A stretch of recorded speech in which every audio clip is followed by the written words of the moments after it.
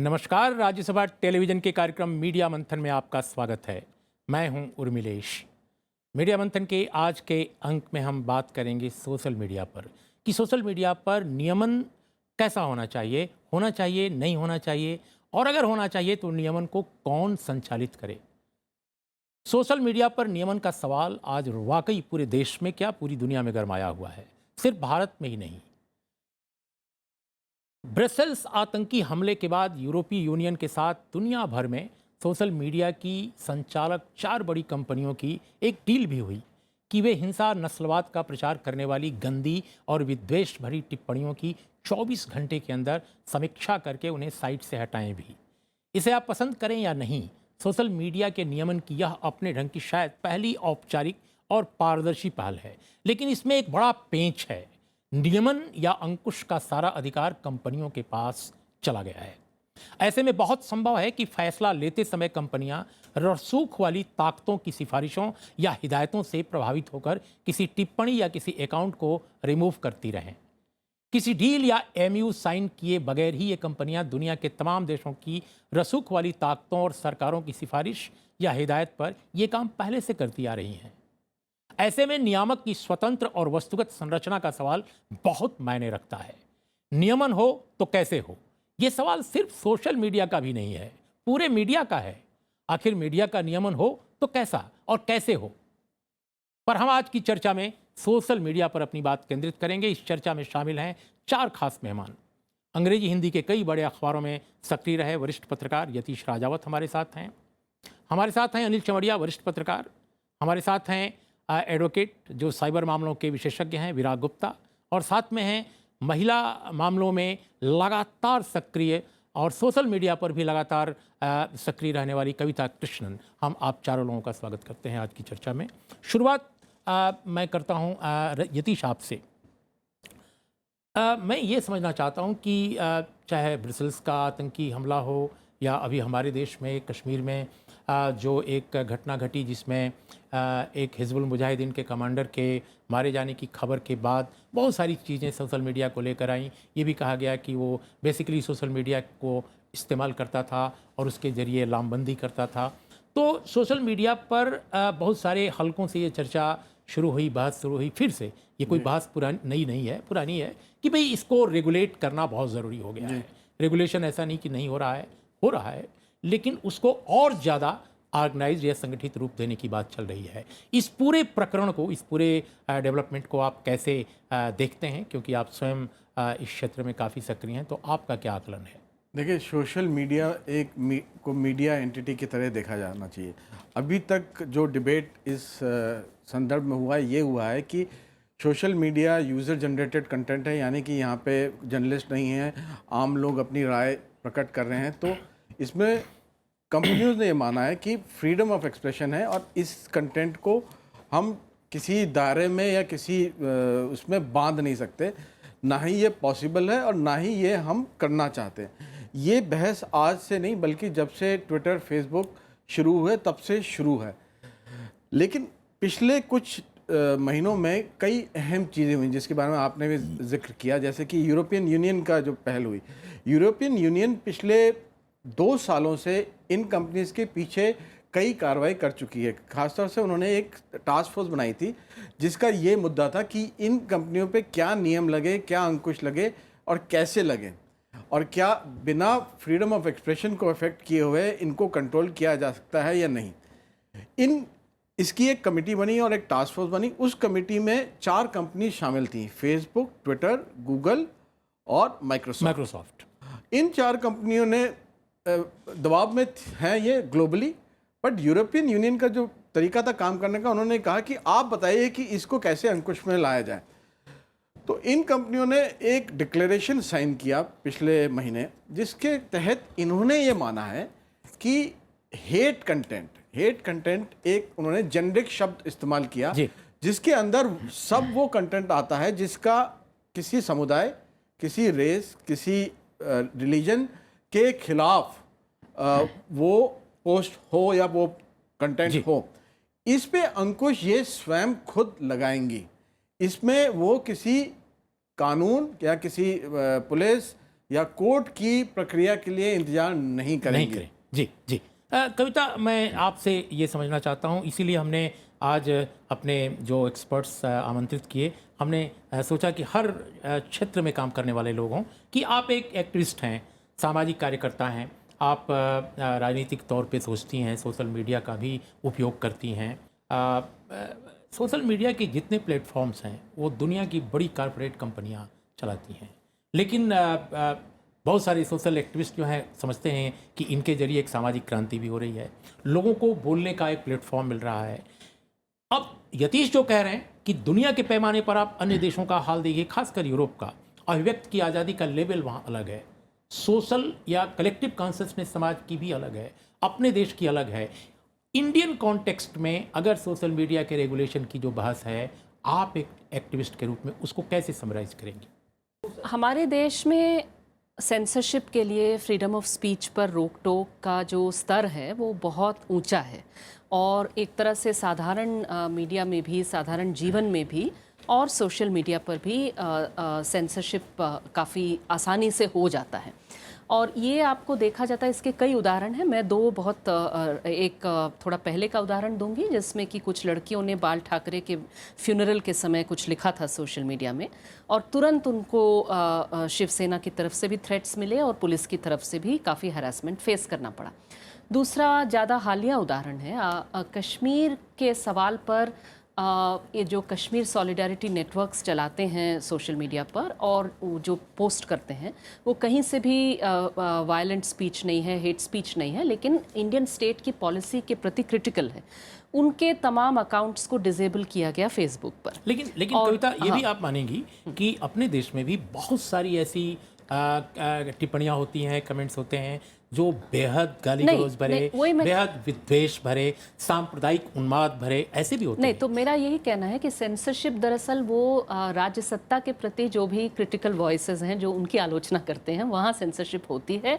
और जहाँ पर हम कंप्लेन करते हैं कि महिलाओं के प्रति गाली गलौज हो रहा है, या जातिगत आधार पर गाली गलौज हो रहा है, या सांप्रदायिक गाली गलौज हो रहा है, वहाँ पर आप चाहे आप फेसबुक या ट्विटर में कंप्लेन करिए, चाहे पुलिस के पास कंप्लेन करिए, आपको कोई रिस्पॉन्स नहीं मिलता है। क्या यतीश, बिल्कुल संक्षेप में, क्योंकि हमारे पास एक राउंड और है अभी, कि जो बात कविता कह रही हैं कि भारत का जो लेवल है फ्रीडम ऑफ एक्सप्रेशन का, अगर यूरोप से उसकी आप तुलना करें और दोनों जगहों के लिए एक मानक तय करें तो दिक्कत आएगी, कठिनाई आएगी। क्योंकि हम फ्रीडम ऑफ एक्सप्रेशन में जो रिपोर्टर्स विदाउट बॉर्डर का इस साल का सर्वे है, उसके हिसाब से 133वें स्थान पर भारत है। तो उसमें सोशल मीडिया का पर्सपेक्टिव क्या होना चाहिए, खासकर रेगुलेशन का? तो देखिए, रेगुलेशन इस तरह से नहीं है कि कोई सरकार उसको अंकुश लगाएगी। जो यूरोपियन यूनियन ने तय किया है, उसने कहा है कि हेट कंटेंट, जिसकी डेफिनेशन उन्होंने ब्रॉडली बताई है, ये होगी। इसको अप्लाई करने का मानक कंपनी खुद बनाएगी। अब जैसे हेट किसी इंडिविजुअल के खिलाफ है, उसकी ट्रोलिंग है और उसके खिलाफ अपशब्द बोले जा रहे हैं, जो कविता जी कह रही हैं, वो भी इसमें आएगा। लेकिन मेरा सवाल है अनिल, आप सोशल मीडिया पर भी एक्टिव हैं, आप लंबे समय तक जर्नलिज्म में भी हैं। मैं कि भाई आप मीडिया में जो नियामक हैं, जिस तरह का रेगुलेटरी जो भी ऑर्गेनाइजेशंस हैं, उनकी जो पूरी फंक्शनिंग है, अगर आप वो देखें तो मुझे लगता है कि एक अजीब तरह की निरर्थकता का बोध होता है।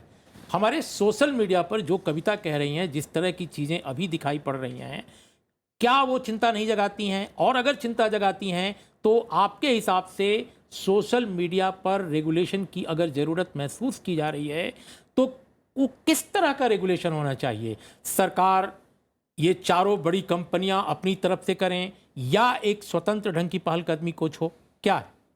मैं ये समझता हूँ, देखिए हमारे देश में भी और दुनिया के स्तर पर भी कुछ प्रयोग हुए और उसके नतीजे बहुत साफ हैं।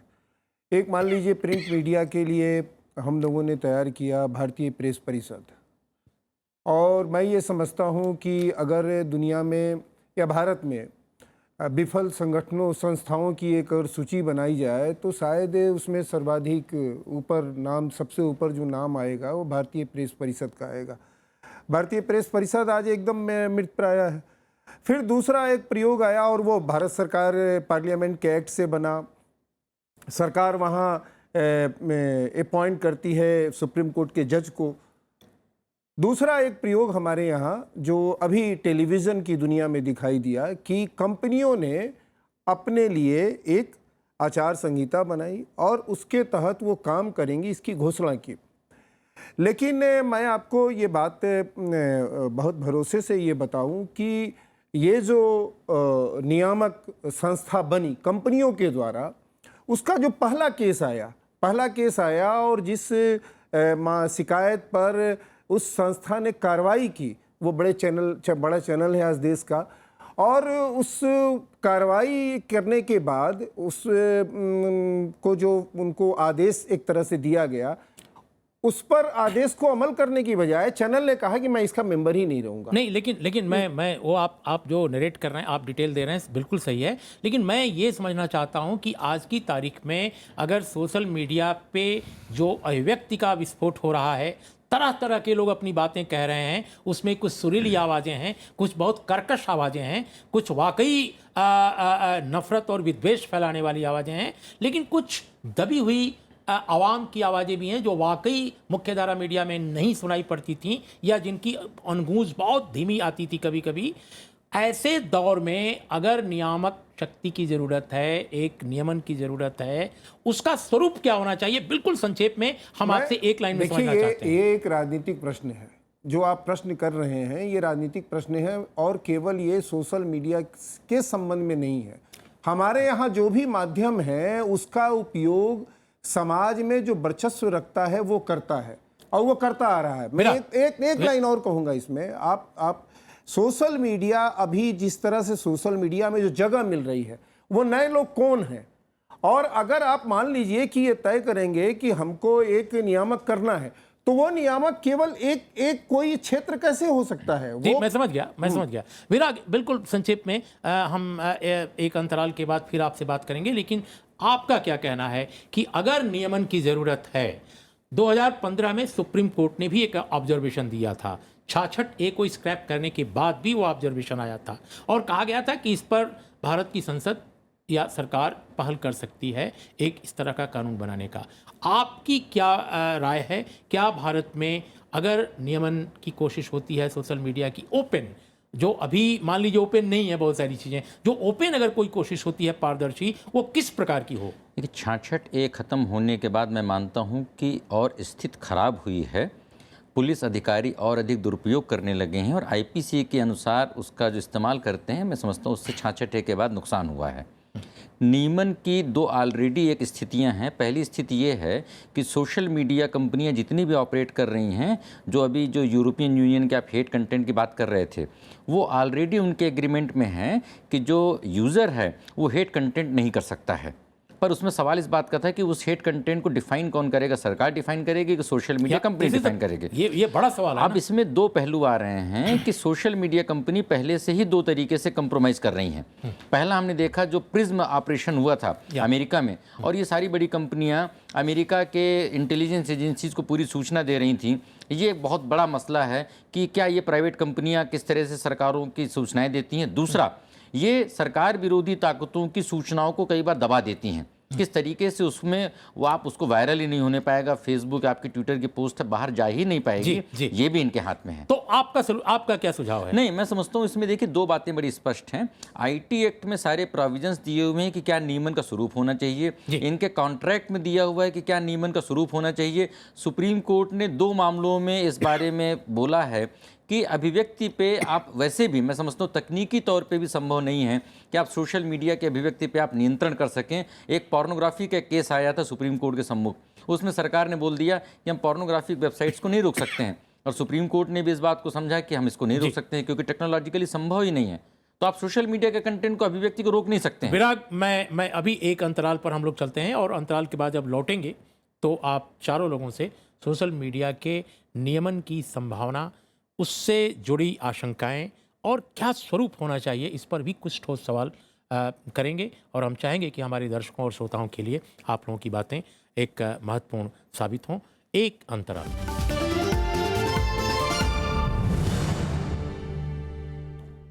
मीडिया मंथन की आज की चर्चा में आपका एक बार फिर स्वागत है। आज हम बात कर रहे हैं सोशल मीडिया, खासकर भारतीय संदर्भों में किस प्रकार का नियमन हो, क्योंकि नियमन जैसा कि हमारे कई मेहमानों का मानना है वो तो हो रहा है, ऑलरेडी हो रहा है। उसके अलग अलग स्वरूप हैं, बहुत सारी चीज़ें स्पष्ट नहीं हैं, तस्वीरें बहुत साफ नहीं हैं।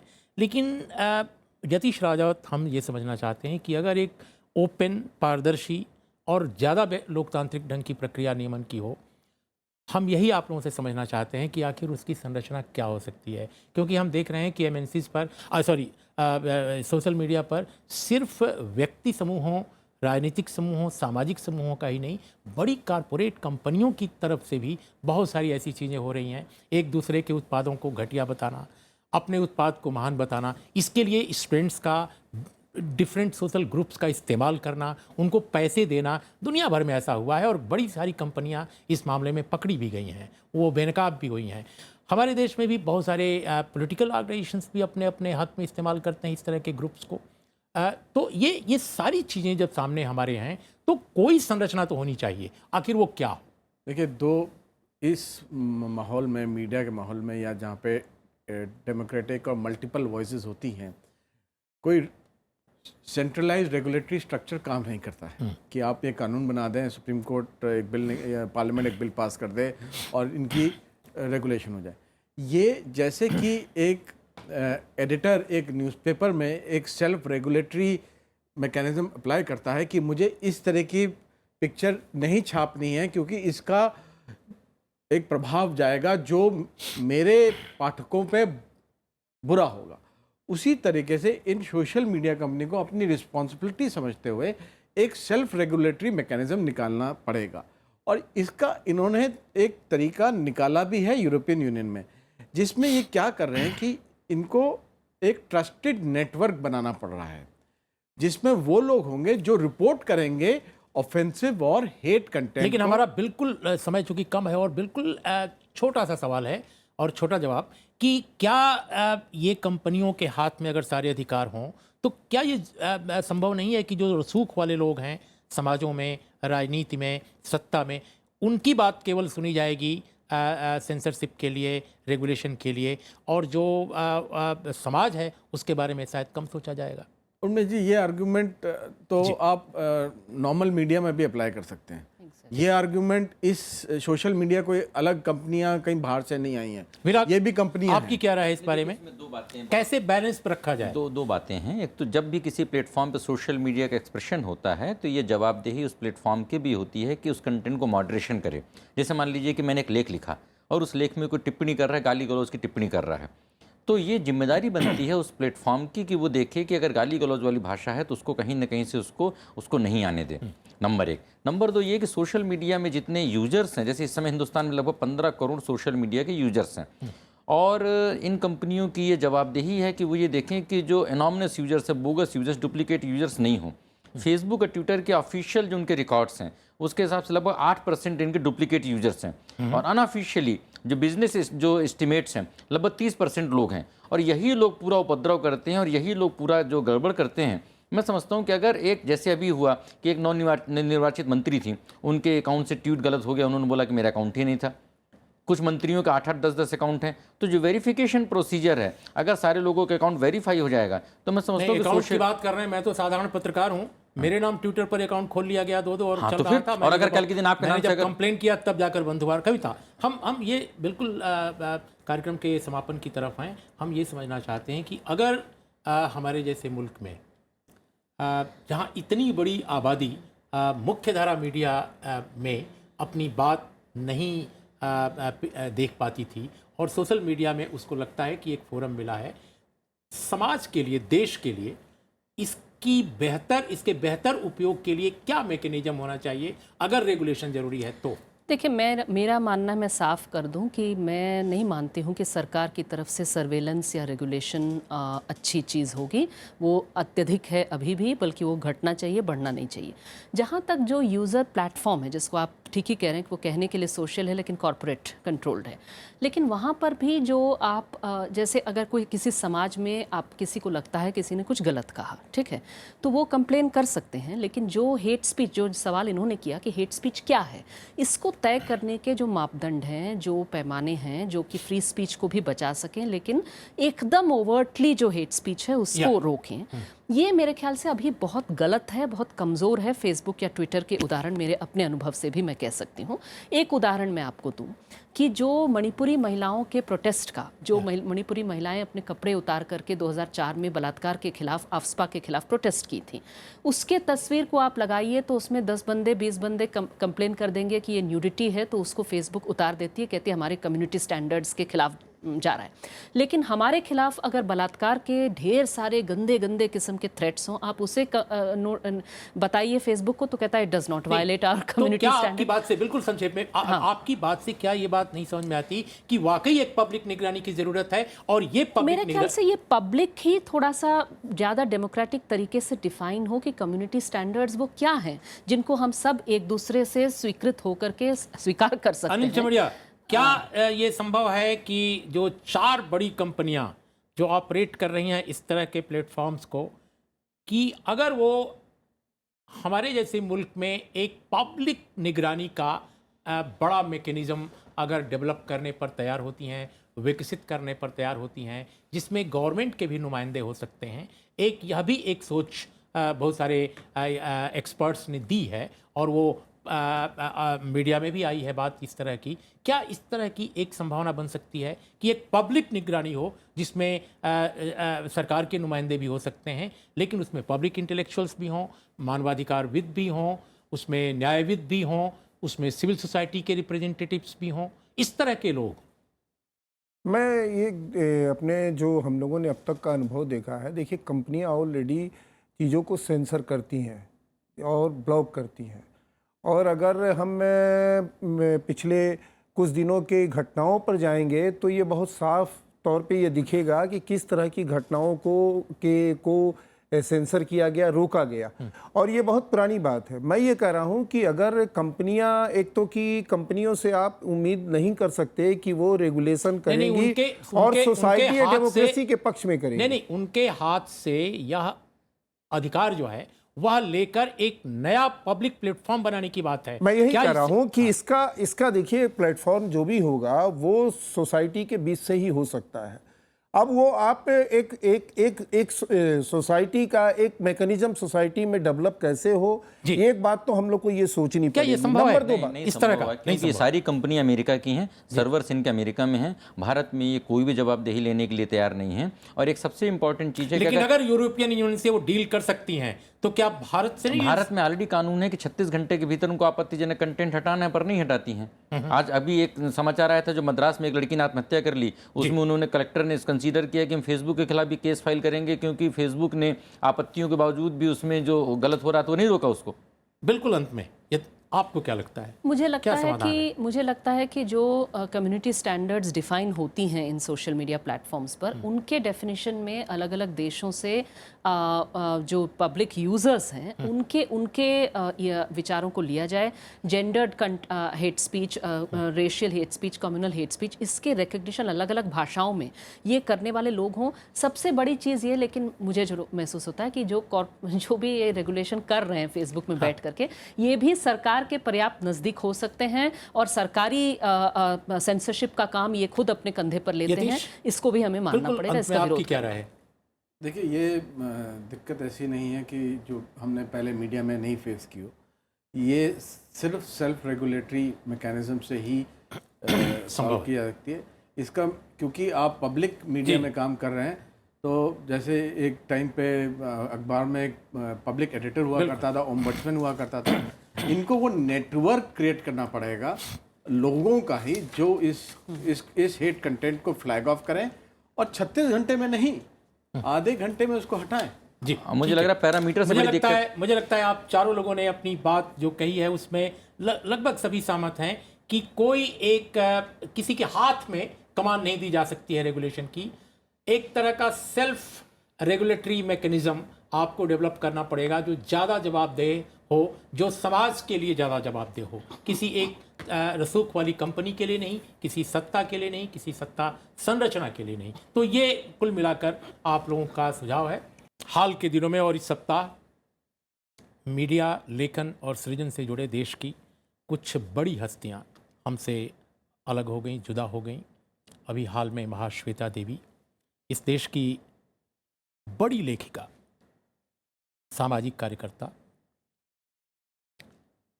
लंबी बीमारी के बाद उनका निधन हुआ।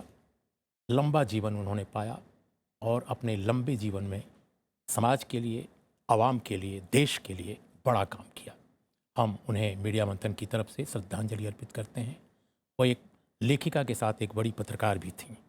देश के और बांग्ला के खासकर अखबारों में उन्होंने लगातार कॉलम लिखे। अपने जीवन के शुरुआती दौर में उन्होंने पत्रकारिता भी की, खासकर जब वो टीचर हुआ करती थी। अखबारों में बांग्ला के लगातार लिखती रहीं। हमारे बीच से इंदर मल्होत्रा, के कत्याल साहब, नीलाभ साहब, इनका भी हाल के दिनों में निधन हुआ। हम इन तीनों वरिष्ठ पत्रकारों को अपनी मीडिया मंथन की तरफ से श्रद्धांजलि अर्पित करते हैं। नमस्कार। देखते रहिए राज्यसभा टेलीविज़न।